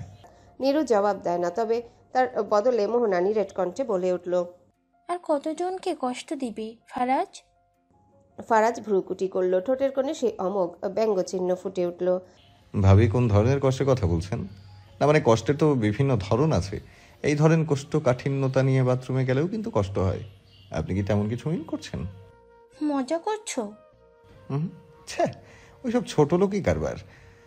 এই মশারি ভাবি, অনেক ক্ষুধা লেগেছে, ফ্রিজে কলিজা ভুনা আছে না, একটু বের করে ভুনা করেন না। আর মশারি ভাবি বলে ডেকেছে বিধায় রাগ করবেন না। কি করব বলেন, মশারির মতো কি সব পড়ে থাকেন সব সময়। তবে আরও ভালো লাগলে বলবেন কিন্তু, আমার ঘরেরটাও দিয়ে দেব। আমার আবার অনেক বড়, মন। নীরু গলায় জমে থাকা নোনা জল গিলে ফারাজের দিকে তাকাতেই ফারাজ গভীর এক নিঃশ্বাস ছাড়ল। তোকে তোকে বল হালকার উপর ঝাপসা ট্রেলার দেখিয়েছি। ব্লকবাস্টার সিনেমা কিন্তু এখনো বাকি, সো বি কেয়ারফুল। ফারাজের কণ্ঠস্বরে হুমকি সূক্ষ্মরেখা ফুটে উঠল। সে খানিক থেমে শীতল স্বরে বলল, যাই হোক, খুব জলদি বউটাকে আবার বিয়ে করব, আবার বাসর করব, আর বাসর সাজাবি তুই আর আমার প্রাণ প্রিয় মগজহীন মশারি ভাবি। নীরুর মুখ পাংশুটে হয়ে গেল। মোহনা স্থির, সে এসবে অভ্যস্ত। ফারাজ এক ঝটকায় নিজের ব্লেজার খুলে হাতে নিল, তারপর অভ্রর দিকে তাকিয়ে মাথা ঝাঁকালো। অতিথিকে নিয়ে গেস্ট রুমে যা, আমি একটু পরে আসছি। মোহনার কপালে দুশ্চিন্তার ভাঁজ পড়ে। অতিথি? ফারাজ অতিথির কথা বলল, কিন্তু এই অতিথি আবার কে? কে আসছে? ফারাজ কক্ষে প্রবেশ করতে চিত্রার অবয়ব দৃষ্টিগোচর হয়। সে বিছানায় উপুর হয়ে শায়িত, দুপা অলস ভঙ্গিতে শূন্যে উত্তোলিত, গভীর মনোযোগে সংবাদপত্র পাঠে নিমগ্ন। ফারাজ গলাধ্যকরণ করল, কণ্ঠনালী শুষ্ক মরুভূমির বালুকণায় রুদ্ধ হয়ে আসছে। এমন একটা দৃশ্যের সম্মুখীন হয়ে আত্মসংযম রক্ষা করা তার পক্ষে আদৌ সম্ভবপর হবে তো? ফারাজের হৃদয়ের গভীরে সুপ্ত কোনো আকাঙ্ক্ষা অগ্নি স্ফুলিঙ্গের মতো জ্বলে উঠছে। সেই অনুভূতিকে সংবরণ করার প্রয়াস নিদারুণ ক্লেশসাধ্য হয়ে উঠেছে তার জন্যে। ফারাজ নিঃশব্দে এগিয়ে এসে চিত্রার কেশরাশির ভিতর আঙ্গুল চালিয়ে দেয়। নরম কোমল অন্ধকার স্পর্শে শিহরিত হয়ে ওঠে। মুহূর্তেই চিত্রা চমকে উঠল, দ্রুত ফিরে তাকিয়ে কঠোর কণ্ঠে বলল, এ বেটা ভয় পেয়েছি না? ফারাজ গভীর চোখে চিত্রার দিকে চেয়ে বলল, বেডা কি? নিঃশ্বাস হই তোমার, আমাকে ছাড়া এক মুহূর্ত টিকতে পারবে না বিবিজান। চিত্রা সঙ্গে সঙ্গে সোজা হয়ে বসলো, বুকের উপর থুতু দিয়ে রাগী চোখে ফারাজের দিকে তাকালো। দৃষ্টিতে বিদ্যুৎ ঝলকাচ্ছে। ফারাজ সেই তীক্ষ্ণ দৃষ্টিকে উপভোগ করলো, নিজের ঘাড়ে হাত বুলিয়ে হালকা হেসে বলল, এই বউ, তুমি অ্যালকোহল নাকি তোমার মধ্যে অ্যালকোহল? কি এমন নেশা তুমি? শালার এই নেশা আমার কাটতেই চায় না। চিত্রা ভ্রুকুচকে বিরক্তির সুরে বলল, আপনি দৌড়ে যান, মেয়াদ উত্তীর্ণ গাঁজা খেয়ে এসে এখন উল্টাপাল্টা বলছেন। ফারাজ একপাশে মাথা কাত করে তাকায়, ঠোঁটে চাপা হাসি। ছি, এমন ছোট লোকই কথাবার্তা কই থেকে শিখো? তোমার মুখে রোমান্সের ভাষা মানায়, আমার সঙ্গে ওই ভাষাতেই কথা বলবে। দেখুন, আমি ছোট বলে আমাকে যা ইচ্ছে তাই বলতে পারেন না। তোমাকে বড় বানানোর জন্য আমি তো আছি। শার্টের বোতাম খুলতে খুলতে ধীর পদক্ষেপে এগিয়ে আসে সে। চিত্রা তৎক্ষণাৎ 2 কদম পেছনে সরে যায়। ভয় আর সতর্কতার মিশেলে বলে ওঠে, কাছে আসবেন না দাঁড়া জেলাজি। আবুলের নাতনি, তুমি দেখি ভালো হবে না, আমার নামটারে একেবারে RIP করে দিয়েছো। সঙ্গে সঙ্গে চিত্রার কবজি আঁকড়ে ধরে নিজের কাছে টেনে নেয় ফারাজ। চিত্রা তীব্রভাবে ছটফট করে মুক্তি পাওয়ার জন্য আপ্রাণ চেষ্টা চালায়, তাতে কাজ হয় না। ফারাজ একটুখানি ঝুঁকে এসে চাপা স্বরে বলে, এত যে ছটফট কেন করো ময়না? আমার সঙ্গে পেরে উঠবে? সাইজের তো 5 ফুট 4। কোন বুদ্ধি শুদ্ধি নিয়ে 6 ফুট 4-এর একটা পুরুষের সঙ্গে লাগতে আসো? আমার কাছে পৌঁছাতে হলেও তো ওই ব্যবহার করতে হবে। চিত্রা প্রচন্ড বিরক্ত, সে ঠোঁট চেপে জবাব দেয়, ঘোড়ার ডিম। ফারাজ থমকে দাঁড়ায়, অপলক দৃষ্টিতে চিত্রার দিকে তাকিয়ে থাকে। সেই চোখের গভীরে কি এক অভাবনীয় নেশা লুকিয়েছিল। চিত্রা শ্বাস নিতে ভুলে গিয়ে কাপা কণ্ঠে বলল, এই দেখুন। দেখাও।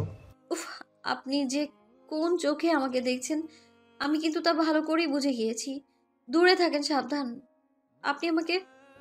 বাক্য শেষ হওয়ার আগেই ফারাজ দ্রুত তর্জনী ঠোঁটের উপর এনে চুপ করিয়ে দেয় চিত্রাকে। সেই স্পর্শে বিদ্যুতের ঝলকানি খেলে যায় চিত্রা শিরায় শিরায়।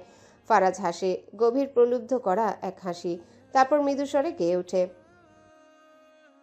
ফারাজের কণ্ঠস্বরে ঘোর লাগানো মায়া, যা মুহূর্তে চারিপাশের বাস্তবতাকে বিলীন করে দিতে পারে। কিন্তু সেই মায়ার আবরণ ভেদ করে হঠাৎই কক্ষের দরজা ধাক্কা দিয়ে খুলে যায়। প্রবল বিকট স্বরে কেউ একজন গর্জে ওঠে, হ্যান্ডু জাঞ্চ হোয়াই ইউ চিপকা চিপকি অন্য সামরি ইউ খালি মাই আন্ডারস্ট্যান্ড। ফারাজ বিরক্তিতে একবার ঘাড় ঘুরিয়ে তাকায়, চোখের কোণে বিরক্তির ছাপ। মুখ থেকে একটা অসম্পূর্ণ চ জাতীয় শব্দ বেরিয়ে আসে, তারপর দীর্ঘশ্বাস ফেলে বলে, শালার দরজাটা ছিটকিনি, তোকে আমার লাগাতে কেন মনে থাকে না? জমেলা ঝড়ের বেগে ফারাজের দিকে ধেয়ে আসে, বিক্ষিপ্ত আবেগে দুহাত প্রসারিত করে। ফারাজ মুহূর্তের ভেতর চিত্রার আড়ালে গিয়ে বলে উঠল, হ্যালো বন্ধুরা, পরবর্তী পার্ট খুব তাড়াতাড়ি আসবে, তো সবাই অপেক্ষায় থাকো। আর চ্যানেলটি যারা এখনো সাবস্ক্রাইব করোনি তারা পরবর্তী পার্ট দেখার জন্য চ্যানেলটি সাবস্ক্রাইব করে রেখো। ধন্যবাদ সবাইকে, আমাদের সাথেই থেকো।